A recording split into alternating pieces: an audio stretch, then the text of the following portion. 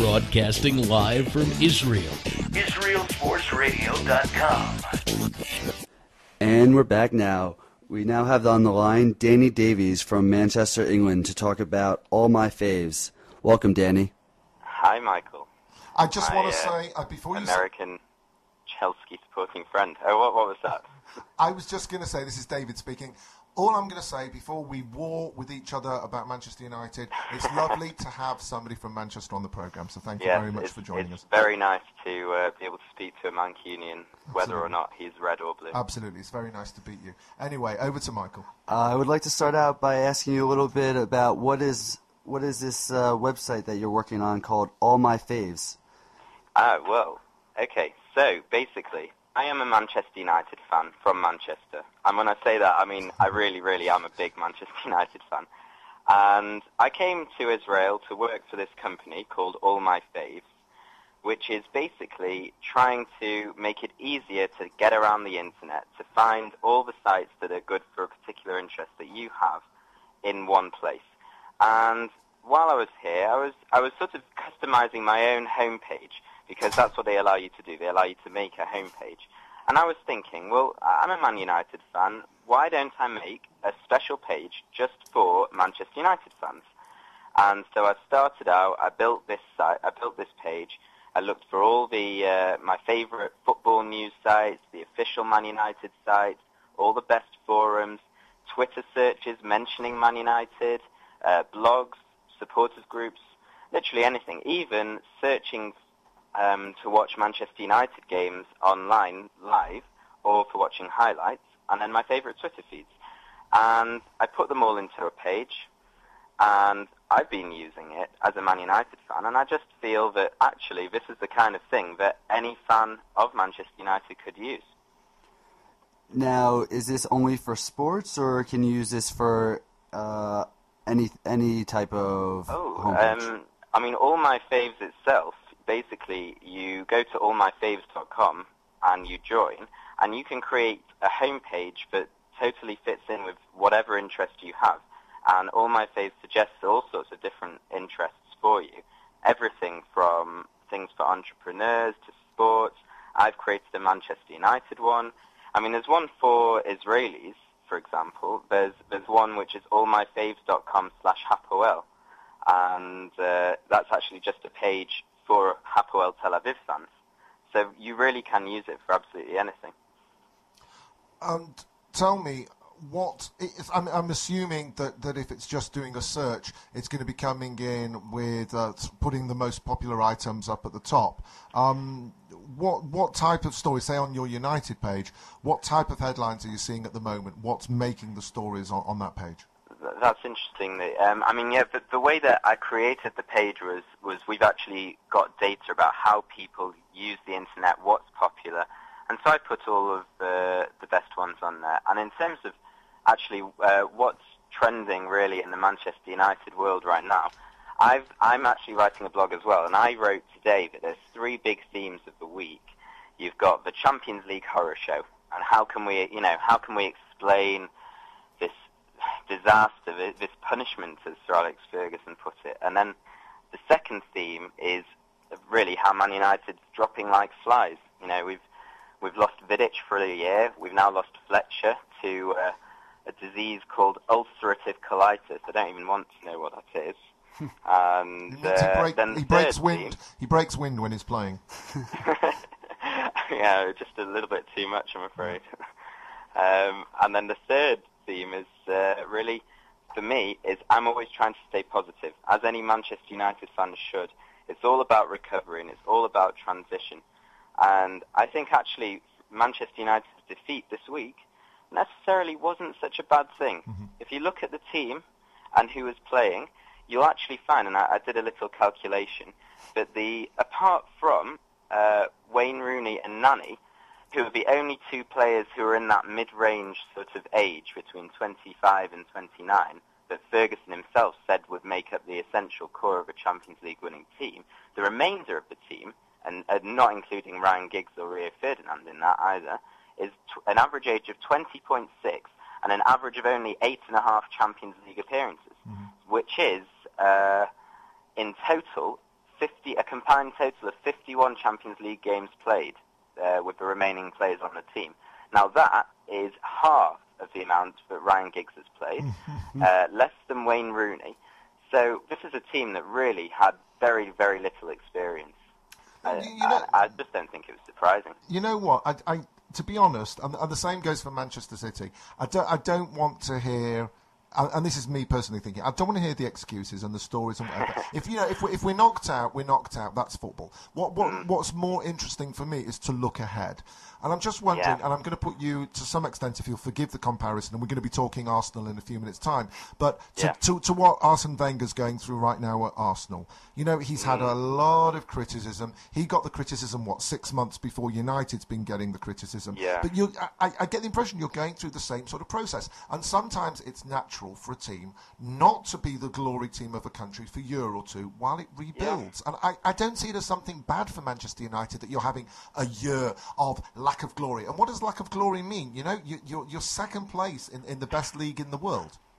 Well, I actually completely agree with you. I'm one of the only people who's been shouting at people saying, I can't tell you the amount of people who said, "Is Ferguson finished? Is this it for Sir Alex Ferguson now?" They've been knocked out. All you have to do is point back to 2005, 2006, the last time this happened.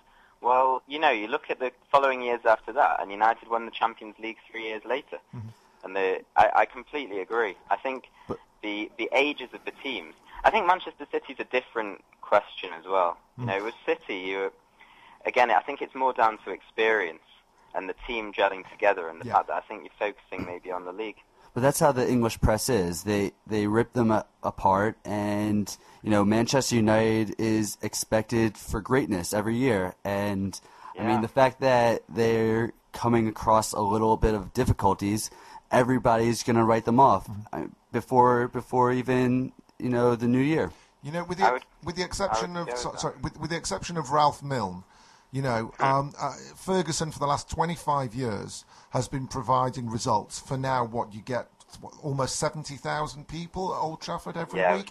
76,000 every week. Every single week. That's a heck of a lot of people demanding things from one guy.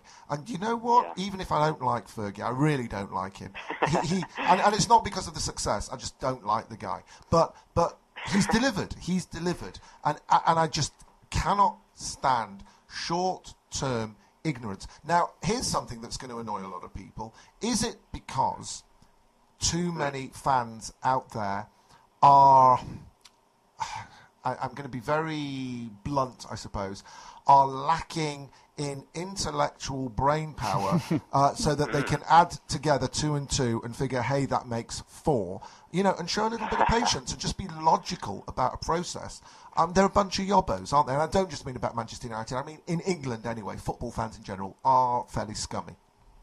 Well, I sit with the yobbos, so I know exactly where you're coming from. Right.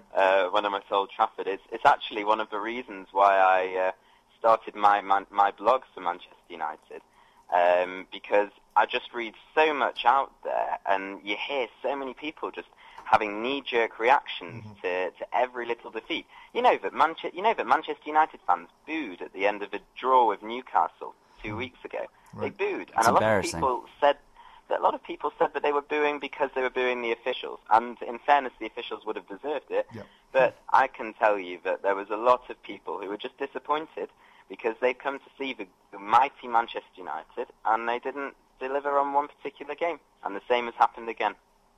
By the way, how much are tickets at Old Trafford now? What's the range? They range from somewhere in the mid-£20. So we're talking, I'm guessing, $40. shekels. Well, we do dollars. Just over $100. We'll do dollars. $40, yeah. About $40 for the cheapest, and the most expensive is about $90. Do the fans have the right to complain when they are forking out $40 to $90, or should they complain with their feet and just not show up at games? And just not show up at games. Well, I mean, it's interesting because actually Manchester United, in terms of ticket prices, have some of the lowest in the entire Premier League. Mm-hmm. If you look at the prices, for example, Tottenham Hotspur or Arsenal, Chelsea, as I'm sure Mike will be able to tell you, the prices are horrendous, even for West Ham fans. That's absolutely they're true. double the amount of this. Right. And I think in terms of that, I would say a fan that's having to fork out maybe $200 per game maybe has a right to say, this isn't what I paid for. But I guess for the price that you're paying for a Manchester United game, if you're a true fan, you're not going to boo your team. Yep. If you don't want to show up, then don't show up. But you know what? If Elton John shows up at a concert and he's got a frog in his throat and really doesn't perform well, people get a refund. I haven't seen that happening in the English Premier League yet. Well, I mean, Arsenal did actually refund, I think, all of their fans. Their away fans. Yeah.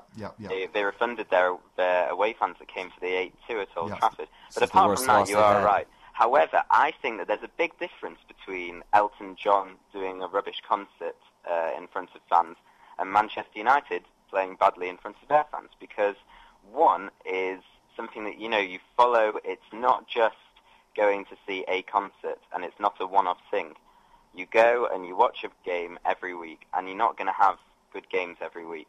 Whereas Elton John, you're going to go to his concert once in a lifetime. Right, it's true. Okay, one last question before we let you go. Go on. Now, and we're going to be talking Chelsea a bit later in the programme, but now that Chelsea have done the dirty and put Manchester City in their place, Yes. are you prepared to gamble we're not even halfway through the league yet, and tell us who you think is going to take the title this year?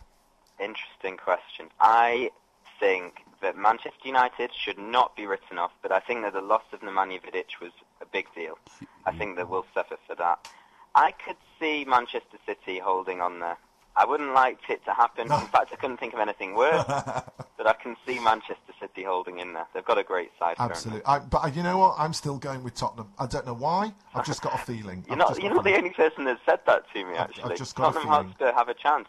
They've got, with Bale, with Kyle, whatever his name is. I mean, they're just great. And you know what? They're not big names. They're just a unit. And we were talking about this before when it comes to Barcelona and Real Madrid. The big difference between the teams is that Barcelona is a team. Yes. Well, that's the reason why Barcelona beat Real Madrid as well, because Real Madrid is still a team of individuals. Cristiano Ronaldo is and always has been and always will be an individual player. Absolutely. He's not a team guy. Absolutely. And you know what? I was pleased for United when he left. It's been a pleasure. We want to have you on the programme again because you're really great. You've got loads of knowledge. But I'm going to let your fellow programmer thank you formally on behalf of the programme. Thank you, Danny Davies. And That's my pleasure, for all the Michael. listeners, they could check out All My Faves and check out... allmyfaves.com/manutd if you want to see the homepage. Excellent. allmyfaves.com/manutd. Thanks for coming on. My Take care. pleasure. We'll Be speak well. to you again. Bye-bye. Cheers.